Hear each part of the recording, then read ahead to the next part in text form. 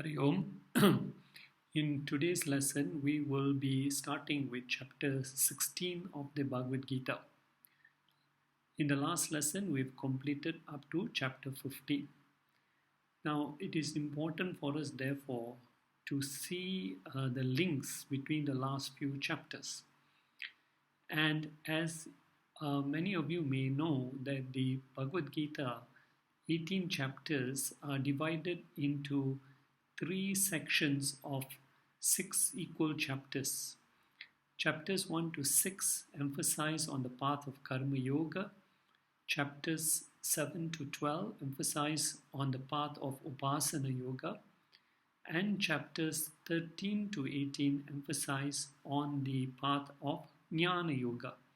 Jnana means knowledge, self-knowledge, knowledge of our real self. So since these final 6 chapters are linked, let us see the flow of knowledge from chapter 13, 14, 15 and how it links to 16 onwards. So in chapter 13, which is part of the Jnana Yoga or the knowledge of the self, the Lord spoke about the division between 2 components. One he called as Kshetra. Kshetra means field, and one is Kshetrajna. So, Kshetrajna is knower, or one who has knowledge of the field. Now, to put it in very simple terms, Kshetra is what we call as matter. So, this body is matter. This body is a field of action. Just like any field, we use it to plow an agriculture field. We put in seeds, we put in the right water, we hope for the right rain, etc., sunlight, and we get the right fruit. So similarly, this body is like a field. If we put in the right thoughts, the right desires, the right actions, we will yield the positive fruit. And if we put in negative thoughts, negative actions, we will reap a bad fruit.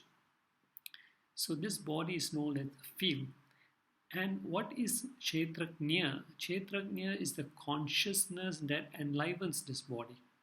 So the Lord has said in chapter 13, if we go back to chapter 13, verses 26 and 27, the Lord has told us in this chapter the distinction. The title of chapter 13 was Kshetra Kshetrajna Vibhaga. Vibhaga means the distinction between the body and the consciousness. And the Lord has said in chapter 13, verse 26, He says, whatever being is born, moving or unmoving, this is very important. Everything in this creation, whether it is which has life or no life, which is living or inert, moving or unmoving, know it to be from the union of field and knower of the field. So everything in this creation is a combination of only 2 things, matter and consciousness. Now, therefore, once we know the difference between these 2, the Lord has said in verse 27 of chapter 13, verily he who sees the Supreme Lord is the consciousness, as the imperishable, abiding equally in all perishable beings. Matter is perishable, consciousness is imperishable. So one who realizes the difference between the consciousness and the matter and understands that consciousness is imperishable, matter is perishable, the Lord says such a person understands the difference between these 2. And the scriptures go even further when they say that therefore, when we analyze our own body, we understand that we are a mix of this body which is formed of matter, and in this body there's a consciousness. So the next question we must ask ourselves, who are we in reality? Are we this temporary, perishable body, or in reality are we the imperishable consciousness? So in order to understand that, the Lord has concluded in chapter 13 verse 34 there's one very important word there, which is called jnana chakshu, which is in the second line of the Sanskrit text. Jnana chakshu is, the word jnana means knowledge, chakshu is eye, so eye of wisdom. Now, matter is something which is tangible, we can experience it, but consciousness is something which our senses cannot experience. So it is something we have to understand by reasoning, by intellectual understanding. So jnana chakshu, eye of wisdom, refers to a human being who uses his powers of the intellect to understand the distinction between these two. Just like when we look at a fan, we see the fan turning. Fan is made out of matter. We know that fan has got no life of its own. But we, at the same time, by our understanding, by our knowledge, we know that it is the unseen electricity in the fan that is making the fan rotate. Similarly, we have to understand that this body is actually inert, it's made out of matter. But there is a powerful life force that is giving life or energy to this body. So one has to come to this understanding. Now that was chapter 13.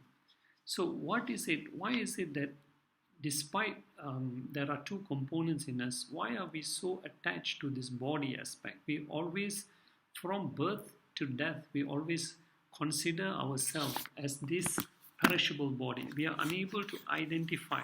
We are so connected to this perishable body. So what is it that binds us to this body? In chapter 14, verse number 5, the Lord has given us, has talked to us about the three gunas, sattvic, rajasic, tamasic. And in chapter 14, verse 5, the Lord has said, sattva, rajas, tamas, these gunas born of prakriti. Prakriti means this matter, this body. Okay, the three gunas are found in this body. They are not in consciousness. They are part and parcel of this body. They bind the imperishable soul to the body. So gunas are said to be the three ropes that bind the soul to the body, that keeps us fixated on this body. From birth to death, we are running around trying to please this body, this perishable body. So the whole explanation of what is sattvic, rajasic and tamasic was given in this chapter 14. And I will just bring you to one verse in this chapter 14, which is verse number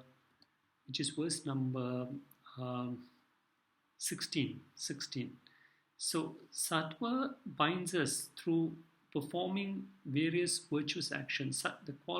Sattva, rajas and tamas are our three gunas that affect our personality. Depending on which guna is predominant, that will be our predominant personality. So sattva is pure. It keeps us constantly engaged in virtuous actions. But virtuous actions are not enough alone to progress us spiritually. Ultimately, from virtuous actions, we must come to knowledge. So, but because we are so engrossed in these virtuous actions, our whole life we are running around performing virtuous actions, which is good. It gives us some peace of mind, it gives us purity of mind, but it will not give us liberation. So sattva binds us through virtuous actions. Fruit of rajas is sorrow. Rajas is that which drives us with selfish actions. We are only interested in ourselves. We are not interested in society. We are not interested in anything else. But what benefits us, we do. And why does rajas lead to sorrow? Because selfish desires, they generate so rapidly in our mind that they keep us constantly what we call bound in a cycle of action. Desire, action, one desire settle, another desire comes up, action, desire settle, and the cycle goes on and on. So sorrow means when we have so many multiple desires, we are unable to satisfy all the desires. And as long as we are not able to satisfy desires, our mind is constantly in torment, in hankering. That is the sorrow. And what about tamas? Tamas, if it predominates in any human being, it makes a person keeps a person in a state of ignorance, procrastination. He or she is not interested in knowledge, is not interested in activity. So these are the three gunas that bind us, and Krishna explained in detail in chapter 14 about all the characteristics of the three gunas. Now, therefore, if it is the gunas that bind us, what is liberation? Liberation is learning how to transcend all the three gunas. Transcend the sattvic, transcend the rajasic, transcend the tamasic, and hold on to our higher identity, which is Atma, which is consciousness. So as long as we are engrossed in these gunas, we are bound to this body. But when we come to the realization that we are actually the consciousness in this body, we are not this body, then we come to a state of what we call self-realization. And this is mentioned in chapter 14, verse 19, when the Lord said, when the seer perceives no agent other than the gunas. So what is it that is driving our actions? It is the gunas that drive our actions. When we understand that we are not the gunas, we are not this body, therefore we are totally detached from any action. Then the Lord says in verse 19, such a person knows the supreme, which is beyond the gunas, he attains to my being. So the whole spiritual journey is how to transcend the three gunas. And then what are the marks of a person? How do I know that I am heading in the right direction? So in chapter 14, verses 22, 23, 24, and 25, there the Lord gave us the characteristics of a person who has transcended the three gunas. It is a beautiful checklist for us to use to see whether we are moving in the right direction. And then finally, he concluded in verse number 26 of chapter 14 when he said, how does one transcend the three gunas? And he singled out the word unswerving devotion. Now, what is unswerving devotion? Many people have devotion to the Lord, but what is unswerving devotion? It means that devotion which is unconditional, which does not depend on your circumstances. Just because everything is fine, everything is going your way, you have that love and devotion for the Lord. But a true devotee is one who not only through good times, but through troubled times, his or her devotion is not shaken. His devotion does not swerve according to his set of circumstances. That kind of devotion is what Lord is talking about. So that is an explanation of the three gunas and how it binds us. And then that brings us to chapter 15. In chapter 15, the Lord told us about the goal. So if we detach ourselves from this body, detach not physically but by understanding, intelligent understanding, that we are not this body, we are not the gunas, we are the witness consciousness in this body, then we aim for the higher goal. What is that higher goal? The highest goal, chapter 15 is called Purushottama Yoga, which means the yoga of the Supreme Person, which is the supreme goal. So Krishna talks about that supreme goal in chapter 15.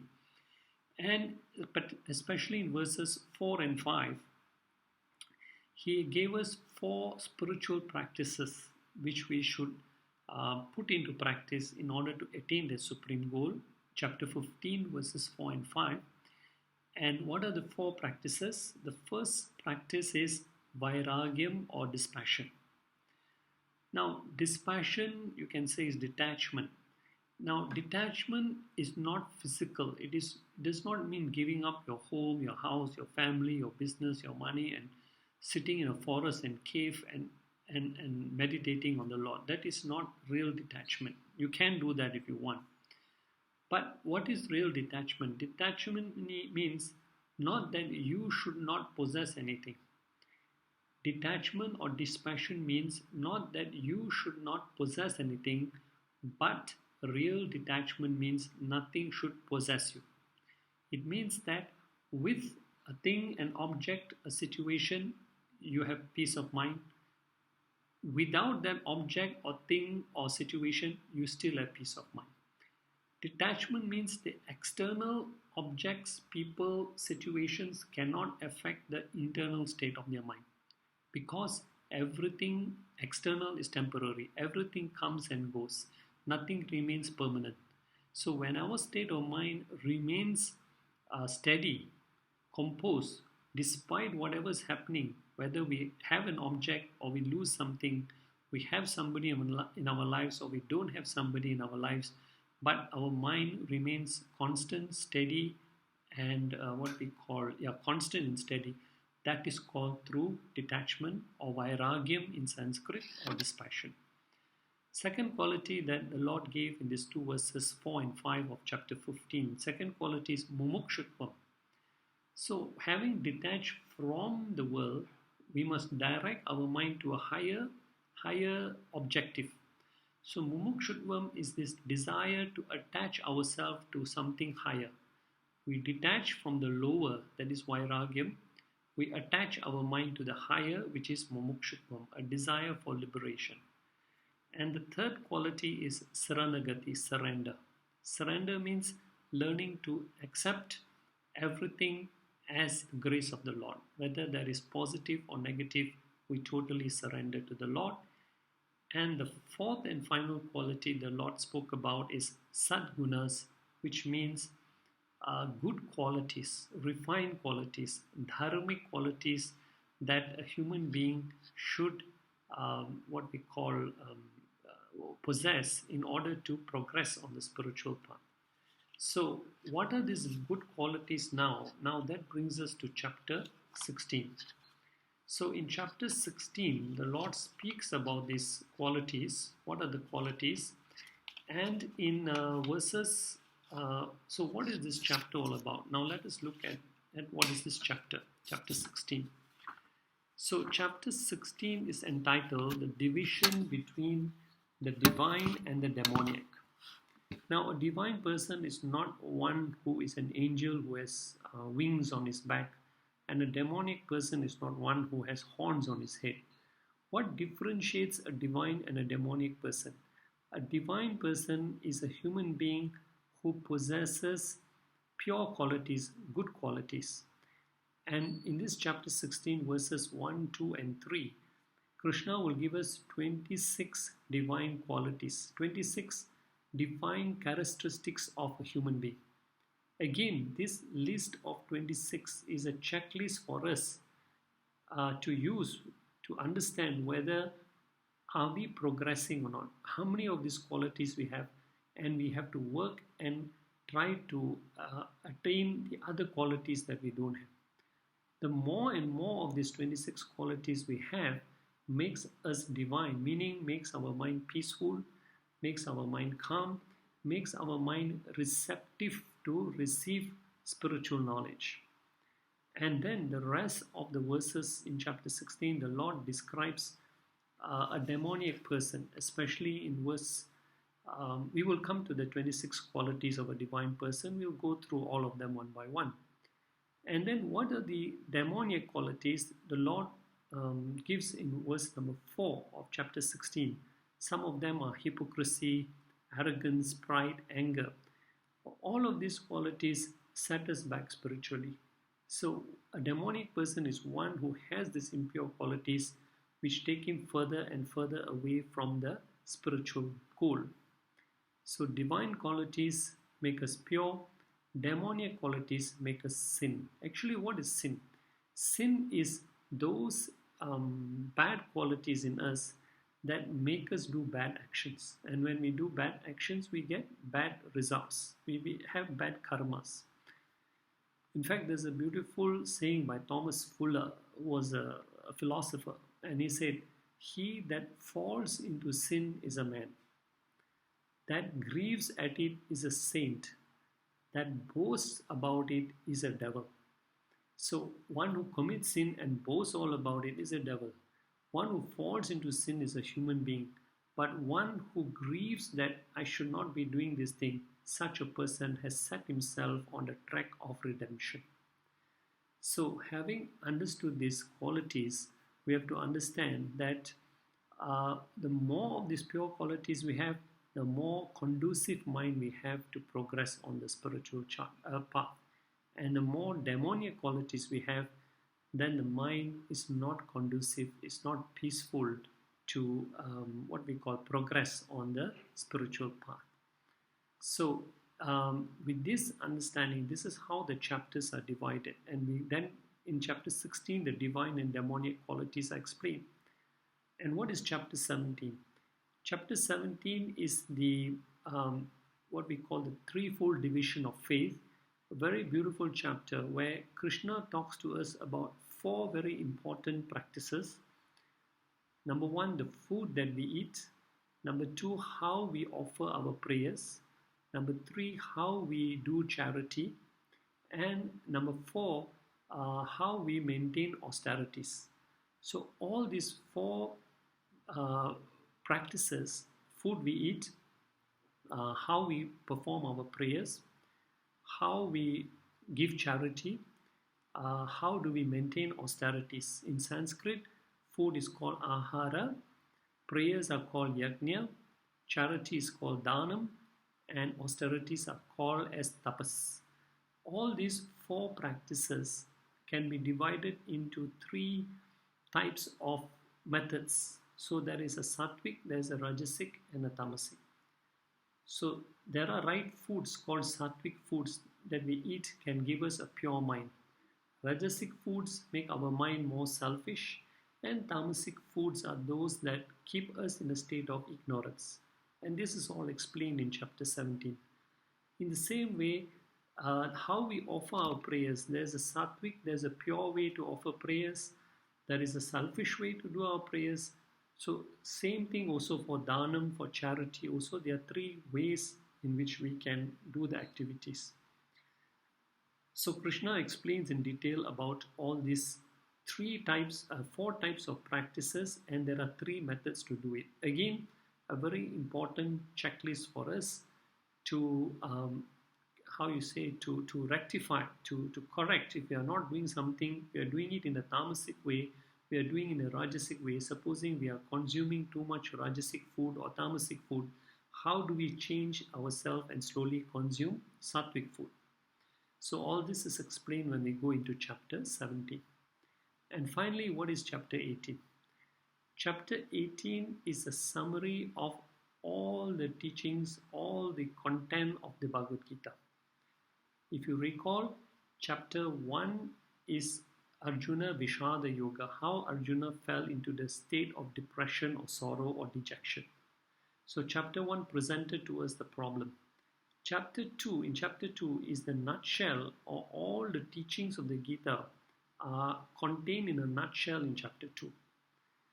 Then what is chapters 3 to 17? Chapters 3 to 17 are an expansion of what was explained in chapter 2. Because chapter 2 was a brief description of the knowledge there.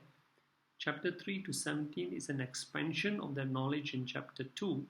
And finally, chapter 18 is a summary, a conclusion of all the major points which were taught by Krishna to Arjuna in the Bhagavad Gita. So this is how the 18 chapters of the Bhagavad Gita are laid out. And we have already covered up to chapter 15 in the last talk.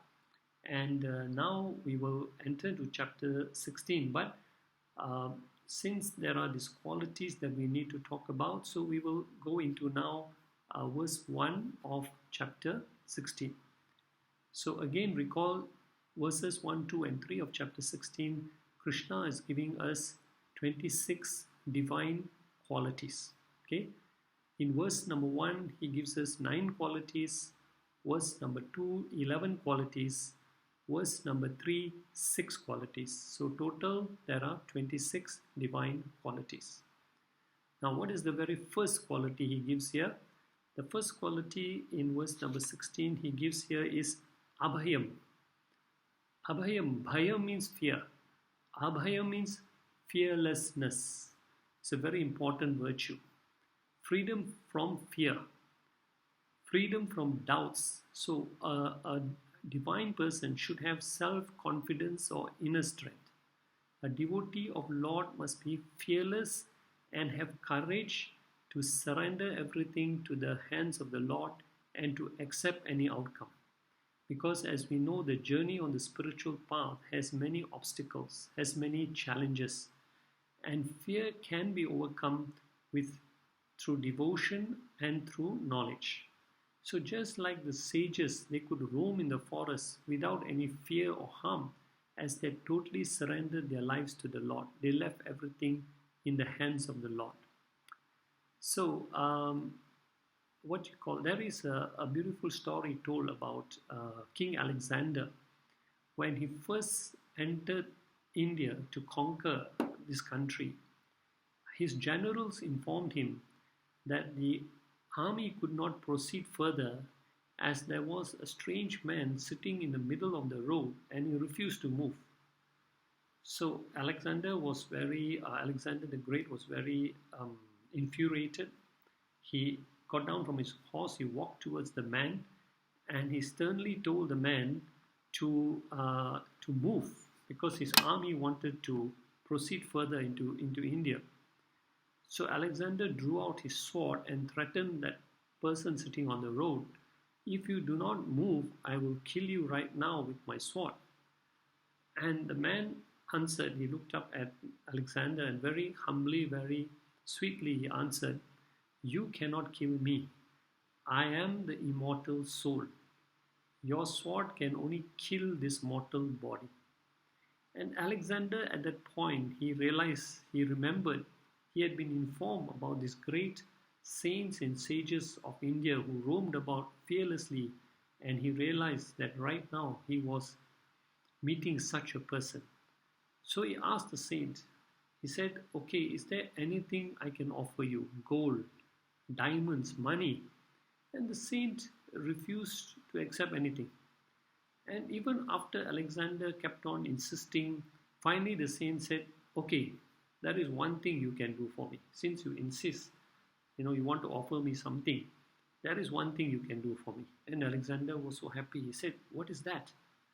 And the saint replied, "Before you came and stood in front of me, I was sitting and meditating on the sun. I was enjoying the rays of the sun blessing my body. Now you are blocking the sunlight. Just move a little so I can receive the blessings of the sunlight. That's all I want to ask of you. I don't want money or jewels or anything else." Such was the power of devotion of God in the saints. There was never any fear of anything or anyone in this world, and their needs were very simple. So, in fact, the virtue of fearlessness can be cultivated together with the next quality which the Lord gives here as Sattva Samsuddhi. Sattva means, here the word Sattva means mind, okay? And Suddhi means purity. So Suddhi means purity, and when we add Sam as a prefix in front of the word Suddhi, it means pure purity, perfect purity, without any trace of Rajasic or Tamasic desires. Sattvic mind. So one who always cultivates divine thoughts, keeps the mind healthy and focus on the higher goals of life, on cultivating higher values of life. We don't give in to degrading thoughts, what we call lower thoughts in life. So just like we put so much of effort to keep our physical body healthy, we exercise, we make sure that we put the right things in this body. We exercise, we eat the right foods. The same way we must ensure that we keep the mind healthy by feeding it right thoughts. And that's why we go to temples, we do prayers, we do meditation, we chant our mantras, we go and listen to spiritual talks, spiritual songs, etc., to keep this mind constantly focused on higher values, higher thoughts. The next quality here that the Lord gives here is Jnana Yoga Vyavashtiti. Jnana Yoga is self-knowledge. Vyavashtiti is being steadfast on self-knowledge. So it is very important that when people take up spiritual studies, we must not take them up on how you say as a hobby or as in a part-time basis. Here, the Lord is saying one must be steadfast on the path of self knowledge. And what does self knowledge consist of? Three, what we call three components: Shravanam, Mananam, Nididhyasanam. Shravana means we must constantly listen, constantly read, constantly expose ourselves to receiving this spiritual knowledge. Mananam means we must then take time to reflect on what we've heard, what we've read, make notes, write down things we don't understand, and do further research to clear our doubts, our confusion. And finally, Nididhyasana means to put into practice all that we have come to accept. So, Vyavashtiti means one must be steadfast, dedicated, committed to this path of self knowledge. You don't take it as a part time hobby. Just like if you exercise and you only go to the gym once a month, you're not going to have a healthy body. So, to attain that self knowledge, you have to dedicate daily time to reading the scriptures also. So, we have come to the end of the session here. When we resume with the next lesson, we will carry on with the next quality called Dhanam or charity. Hari Om Tat Sat.